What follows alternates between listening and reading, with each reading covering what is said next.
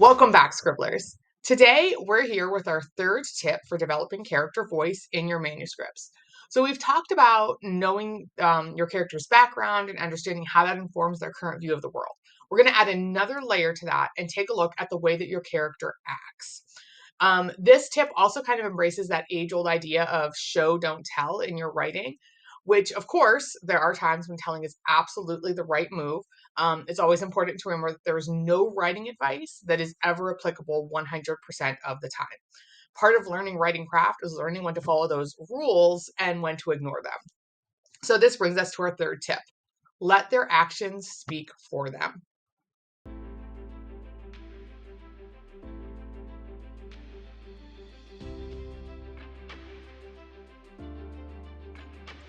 Our third tip for deepening your character's voice is objectively my favorite.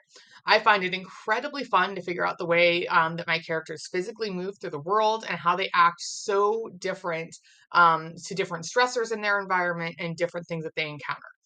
So deciding how they physically respond to things ties in again with their background and the lens that they see the world through. So this is all linked together to really create that deep dive into voice that really draws a reader into a story.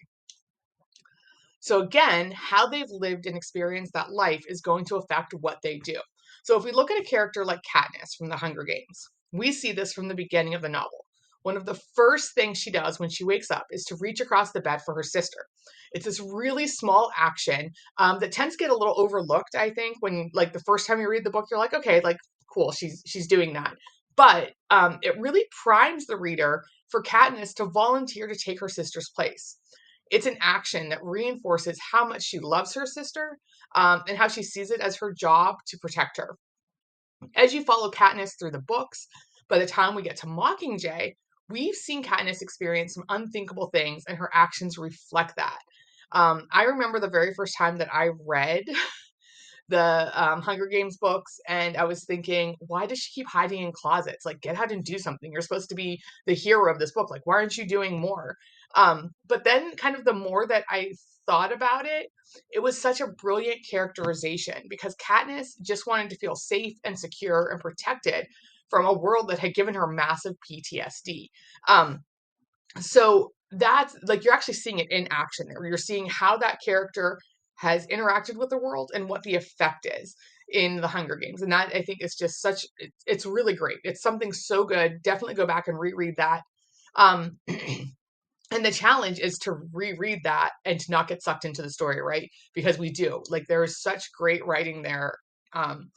In Collins's writing that we stop realizing that we're doing this like specifically to be looking at a particular element like this characterization, and we just get sucked into the story. So do your best, try to reread that. And if you can keep your focus, like you're doing what you need to do. So well done. May the odds be forever in your favor, right? You're going to want to choose actions and habits that not only fit with your character's emotions for that scene, but also fit into who they are and how they think. What are going to be the repetitive actions for your character? Do they rub their wrist, jig their leg, roll their eyes, pick at their clothing? And why do they do that? How does it tie into their past? And does it match the diction, or does it counteract what they're saying? So there's some really cool things that you can do if you have an action that is counter to what that character is saying to somebody else or thinking at the moment. And it's this great balance of opposites, right? That really that engages the reader when you say, wait, these two things don't make sense together. Why is this happening? And then your reader starts thinking and they're more engaged with what's on the page. So there's a lot of things to really play with here. You also need to stop and think. Well, you don't need to do this, but it's totally worth it.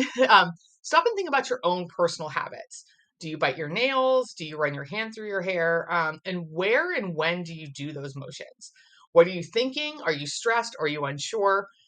This can just help to get you in the frame of mind of what your character might be doing. There's a great book called The Emotional Thesaurus by Angela Ackerman and Becca Puglisi. This is a fantastic resource for looking at internal and external signs of how someone is feeling.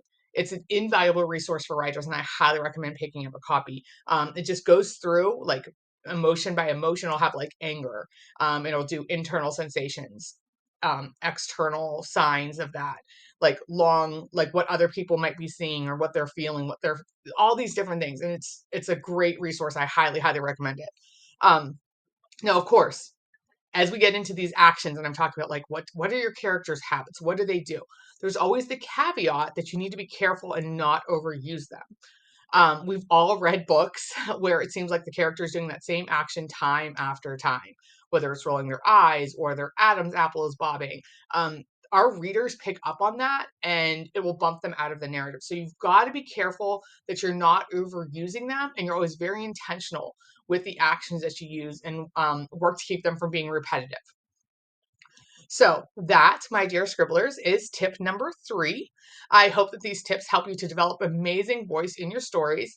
Um, the Scribblers Den does offer a mini course in deepening character voice. It walks you through deepening character agency, developing interiority, their goals, wants, needs, and of course, how to double down on voice. The course is an asynchronous, so you work through it at your own pace, and you have lifetime access to the course once you purchase it. Check out the link posted in the description below, and you can use the coupon code posted there to get 20% off. So as always, remember your mileage may vary. Take what helps you, leave what doesn't. Drop a comment with tips or methods that you use to help develop the voice in your stories. And don't forget to like, subscribe, and we'll see you next time, Scribblers. Happy writing.